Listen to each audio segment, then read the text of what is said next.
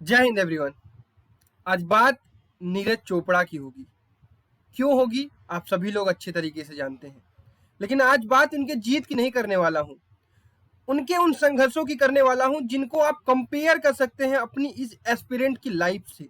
जो आप आज स्ट्रगल कर रहे हैं पढ़ाई के फील्ड में, जो आप प्रॉब्लम्स फेस कर रहे हैं, उनको मैं एक एक बात से इनके कंपेयर कराने की कोशिश करूंगा, जिससे आपको भी लगे कि आप जिस फील्ड में आगे बढ़ रहे हो।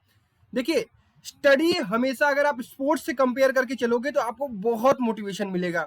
आप किसी भी खिलाड़ी को उठा सकते हो जो अपने लाइफ में बहुत ही अच्छे लेवल पर है, उसकी शुरुआत से उसकी शुरुआत की जर्नी से अपने आप को कंपेयर करो, और जो भी चीजें तुम आज फेस कर रहे हो और बड़े लेवल पर उस मुकाम को हासिल करना चाहते हो, जो तुम्हारा बड़ा एम है, सेम कंडीशन हर एक स्पोर्ट्समैन अपने लाइफ में फेस करता है।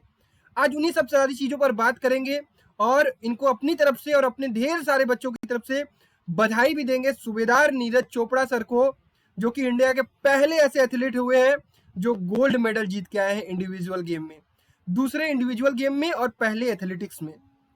बहुत ही आराम से बात करेंगे। आप सभी लोगों को पता है कि कल की इनकी जीत काफी शानदार रही है और पूरा देश इनको बहुत बधाइयां दे रहा है।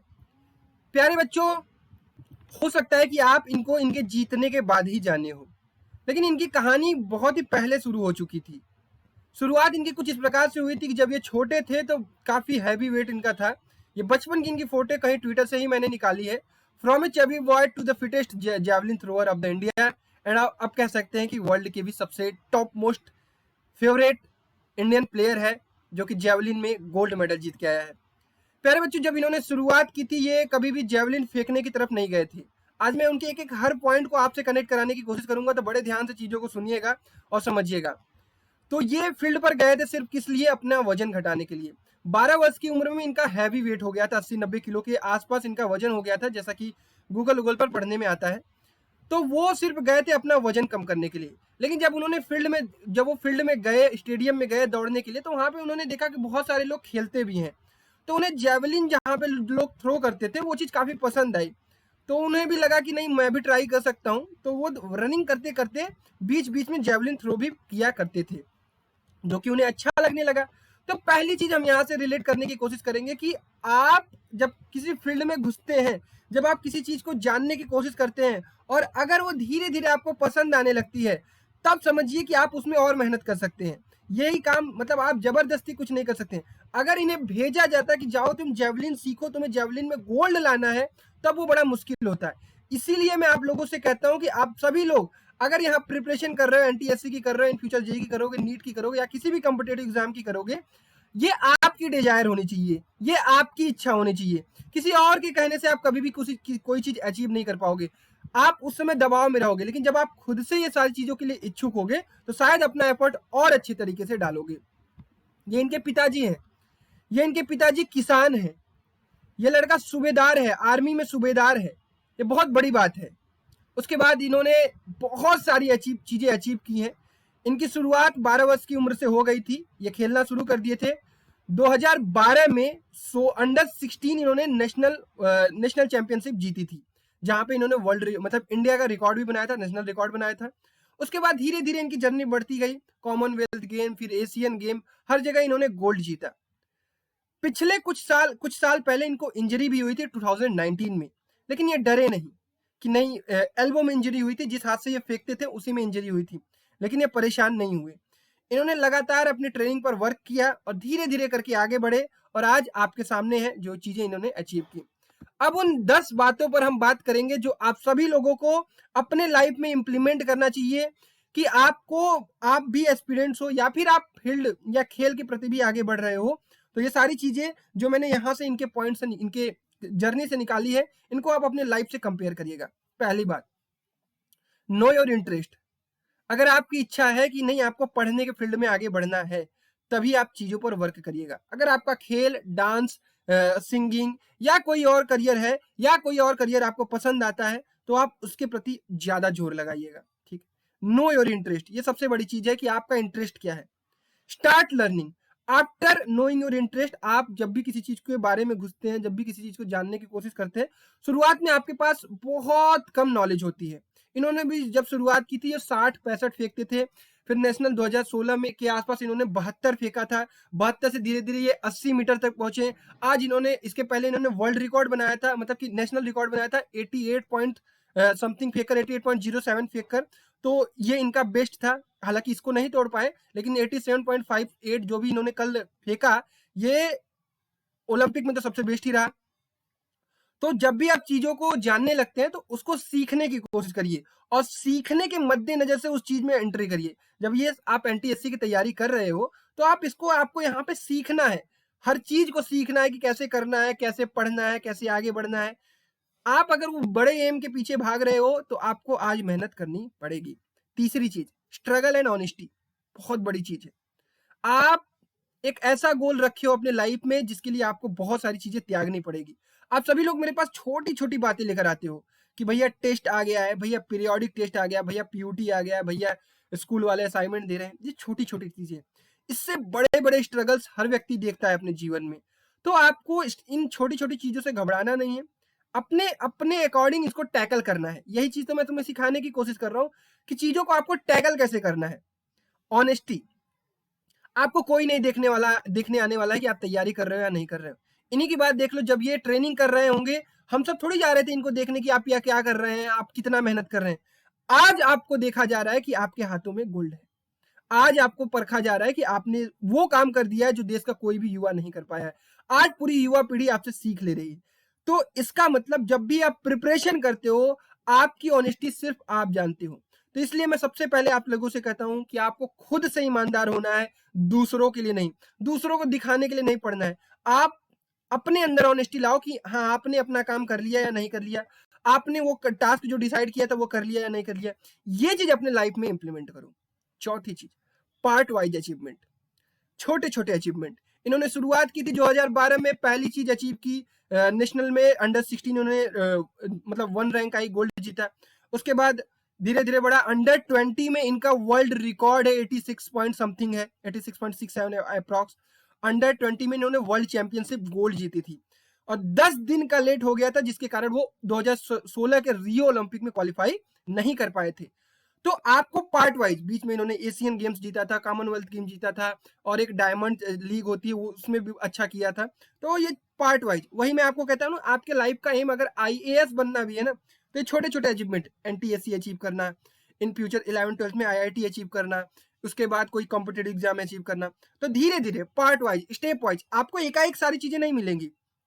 इन्होंने सीधा ओलंपिक नहीं जीता है, इसके पहले बहुत छोटी छोटी चीजें अचीव की है जिससे इनके अंदर एक मोटिवेशन आया है। वही चीज आपके अंदर भी लानी है। पांचवी चीज, हंगर ऑफ विक्ट्री, जीत की भूख होनी चाहिए। और ये जीत की भूख कब पैदा होगी? जब आप छोटे छोटे बैटल्स को जीतना शुरू करोगे। आप ये जो टेस्ट देते हो मेरे साथ, बहुत सारे बच्चे टेस्ट में जुड़ चुके हैं, जो बच्चे नहीं जुड़े हैं वो भी जुड़ सकते हैं। ये जो आप टेस्ट देते हो तो अपने आप को परखते हो, कभी कभी उसमें बहुत अच्छा प्रदर्शन करते हो, तो आपके अंदर एक कॉन्फिडेंस आता है, आपके अंदर एक जीत की एक ललक आती है कि नहीं, अब मैं कर सकता हूं, अब मैं और अच्छा करूंगा। ये चीज आपके अंदर होनी चाहिए, जीत की भूख होनी चाहिए। आप जब कल को एनटीएससी स्टेज 1 क्रैक करोगे, आपके अंदर वो भूख पैदा हो जाएगी कि मैं स्टेज 2 भी क्रैक करूंगा। वो चीज आपके अंदर लानी है, और वो एकाएक नहीं आएगी, वो धीरे धीरे धीरे बढ़ेगी। ठीक है। कॉन्फिडेंस, कल आपने इनको देखा होगा कि बड़े कॉन्फिडेंट थे।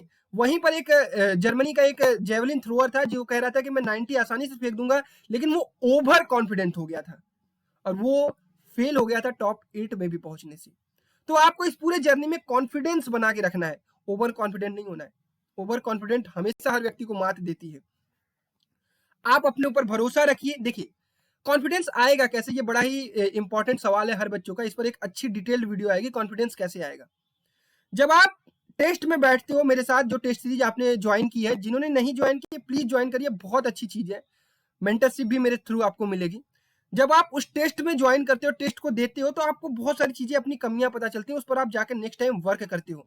उसके बाद जब आप उस टेस्ट में अच्छा करते हो तो नेक्स्ट टेस्ट में आपको और अच्छा करने का मन करता है, क्योंकि आप पिछले वाले से कॉन्फिडेंट हो कि नहीं, अब मैं अच्छा कर सकता हूं। तो इसी तरह टेस्ट टेस्ट टेस्ट टेस्ट के बाद जब एनटीएससी के एग्जाम में तुम बैठोगे तो तुम्हारे अंदर फुल ऑफ कॉन्फिडेंस होगा कि मैं तो बहुत सारे टेस्ट दे चुका हूं, मैं अब आसानी से इस एग्जाम को क्रैक कर सकता हूं, क्योंकि भैया ने उस तरीके से मुझे तैयार किया है कि मैं किसी भी एग्जाम को अब फोड़ सकता हूं। ये कॉन्फिडेंस तभी आएगा जब पीछे तुम मेहनत करके आओगे, डायरेक्टली कुछ नहीं होता है ये चीज। हार्ड ट्रेनिंग, हार्ड ट्रेनिंग आज जो तुम फेस कर रहे हो ना, ये जो 95% वाला तमगा बन गया है ना कि मुझे बोर्ड में 95% लाना है, इसके लिए मत परेशान होना है, मैं पहले ही बता दे रहा हूं। आप उस बड़े गोल के पीछे परेशान हो जो आपको अचीव करना है। ये 10th के बोर्ड के परसेंटेज मायने नहीं रखते हैं, मैं बार बार कहता हूं, ठीक है, और ये अपने आप बन जाएगा। क्लियर है? तो आप ये जो हार्ड टाइम फेस कर रहे हो इस समय, कि आपको स्कूल भी मैनेज करना है, एनटीएससी मैनेज करना है, असाइनमेंट लिखने हैं, प्रोजेक्ट बनाने, ये सारी चीजें आपको बेहतर बना रही हैं, आपको कतई नहीं पता है। अगर आप फेस कर रहे हो, it means you are winning it. इसका याद रखना, इसको ख्याल रखना। अप्स एंड डाउन, बहुत सारे अप्स एंड डाउन आएगा, मे भी आप एनटीएससी में फेल हो जाओ, मे भी आपके बोर्ड में कम नंबर आ जाए, लेकिन ये अप्स एंड डाउन आपको बहुत सारी चीजें सिखाने वाली हैं। टेस्ट में हो सकता है कम नंबर आए, हो सकता है कल को किसी ने आपको डांट दिया किसी भी चीज के लिए, तो आपके लाइफ में बहुत सारे अप्स एंड डाउन आएंगे, लेकिन उसको लेकर कभी परेशान मत होइएगा, धीरे धीरे आगे बढ़िएगा। आई थिंक आप वो सारी चीजें अचीव करोगे जो आप चाहते हो, जिस चीज के लिए आप मेहनत कर रहे हो। डेली रूटीन, आपको डेली काम करना होगा। नीरज चोपड़ा सर का कल मैं इंटरव्यू सुन रहा था, इन्होंने कहा कि हम लोग रुकते नहीं है। एथलीट क्या होते हैं ना, हमेशा इनको ट्रेनिंग करनी पड़ती है। उसेन बोल्ट 10 सेकंड का रनिंग करता है और जाके गोल्ड जीत जाता है। आप लोगों को लगता है कि वो 10 सेकंड में कैसे इतनी आसानी से जीत गया, उसके पहले वो 2-2 साल हार्ड ट्रेनिंग करते हैं। गर्मी की वो धूप में ट्रैक पर दौड़ना, कोई भी चीज हो, तो आप लोगों को वही चीज मैं सिखाना चाहता हूँ कि वो जो ये ट्रेनिंग फेज आपका चल रहा है, इसमें आप जितना अपने आप को तपाओगे, जितना अपने आप को मजबूत करोगे, जितना लड़ना सीखोगे, जितनी प्रॉब्लम फेस करोगे, उतनी ही आसानी होगी उस दिन आप जब एनटीएससी के एग्जाम में बैठोगे। तो अगर आप फेस कर रहे हो, इट मीन्स यू आर, आप जीत रहे हो, आप अच्छे अच्छे ट्रैक पर, बस इतना याद रखना। एम ऑफ द लाइफ, इनका एम था कि मुझे ओलंपिक में गोल्ड मेडल जीतना है। बड़ा एम, एक बड़ा एम जो हर व्यक्ति चाहता है, हर एक ओलंपियन, हर एक एथलीट अपने लाइफ में चाहता है कि वो ओलंपिक में गोल्ड मेडल जीते या फिर ओलंपिक के पोडियम पर खड़े हो मेडल जीते। इस बंदे ने उस बड़े गोल को अपने दिमाग में रखा, और सिर्फ रखा नहीं, उसके लिए वर्क किया, ट्रेनिंग किया, हार्डवर्क किया। तो अगर आपके भी लाइफ में वो बड़ा गोल है, तो आप उसके लिए वर्क करिए। छोटी छोटी चीजों को लेकर परेशान मत होइए, मेहनत करते रहिए। आई थिंक आप इन सारी चीजों को रिलेट कर पाए होंगे, और इस समय इस चीज को आपको रिलेट करना ज्यादा आसान हुआ होगा, क्योंकि आपके सामने एक लाइव एग्जांपल है जो कि धीरे धीरे करके आपको वो अचीवमेंट दिया है जो पिछले 125 सालों में भारत का कोई भी एथलीट नहीं दे पाया था। हम लोग बहुत करीब पहुंचे थे, लेकिन उस चीज को अचीव नहीं कर पाए थे। तो आप में से जो भी बच्चे जिस फील्ड में चाहता है जीवन को अपने आगे बढ़ाने, मेहनत करिए। और इनकी भी यही डिमांड है कि भारत में बहुत पोटेंशियल है, भारत में बहुत सारे अच्छे अच्छे युवा हैं जिनको हम तराश ही नहीं पाते हैं। शायद मैं भी वही करने की कोशिश कर रहा हूं कि भारत में बहुत सारे ऐसे बच्चे हैं जो कि एनटीएससी का एग्जाम देकर फोड़ सकते हैं, उन्हें इसके बारे में पता ही नहीं है। तो मैं लगातार कोशिश कर रहा हूं कि उन बच्चों को ऊपर लाया जाए, उन बड़े बड़े स्कूलों से कंपेयर कराया जाए, कि ताकि वो भी इस फील्ड में अपना बेहतर कर सके। वो पैसे के कारण किसी बड़े कोचिंग को ना ज्वाइन कर पाए, तो उनको अगर मेरे अंदर पोटेंशियल है कुछ सिखाने का, अगर उनको कुछ पढ़ाने का, तो मैं छोटे से अमाउंट में भी उनको वो सारी चीजें देने की कोशिश करूंगा जिससे वो आगे बढ़ सके। मैं हो सकता है कि कम कमाऊं, लेकिन इतना मैं कमा लूंगा कि आप सभी लोगों का प्यार पाऊंगा। मैं 50 बच्चों को भी अगर ट्रेन कर पाया किसी बड़े एग्जाम के लिए, 100 बच्चे को भी तैयार कर पाया, तो मेरी अचीवमेंट होगी, और मैं शायद उसमें ज्यादा खुश होऊंगा उस बड़े पैसे से। ठीक है, तो मैं भी लगातार अच्छा करने की कोशिश कर रहा हूं, आप सभी लोग बहुत अच्छा करने की कोशिश करिए। ये लाइफ है, आप अगर आज प्रॉब्लम फेस कर रहे हैं, it means you are on right track. ये सबसे अच्छी चीज है। अगर आप प्रॉब्लम नहीं फेस कर रहे हैं, इट मीन्स आप राइट ट्रैक पर नहीं है, आप कुछ तो लैक कर रहे हैं, कहीं तो आपको प्रॉब्लम है। ठीक है, तो ये सारी चीजें थी। आप सभी लोगों का वीडियो देखने के लिए बहुत बहुत धन्यवाद। आज मैं इनको अपने पूरे देश की तरफ से सलाम कहता हूं। आप युवाओं के अंदर, बच्चों के अंदर एक नई प्रेरणा आपने पैदा की है, एक नया जोश पैदा किया है कि बड़े सपने सिर्फ देखे नहीं जा सकते हैं, उन्हें अचीव भी किया जा सकता है। और इसी के साथ मैं इस वीडियो को समाप्त करना चाहूंगा। आप सभी लोगों का बहुत बहुत धन्यवाद। अगर वीडियो पसंद आया तो इस वीडियो को शेयर जरूर करिएगा उन उन हर एक बच्चे से जो कंपटीशन की तैयारी करना चाहते हैं, उन हर बच्चों से जो किसी भी फील्ड में आगे बढ़ना चाहते हैं। उनको इनसे इंस्पिरेशन लेनी चाहिए और अपनी जिंदगी में सीखना चाहिए। तब तक अपना ख्याल रखिए। Bye bye, take care, love you all and जय हिंद।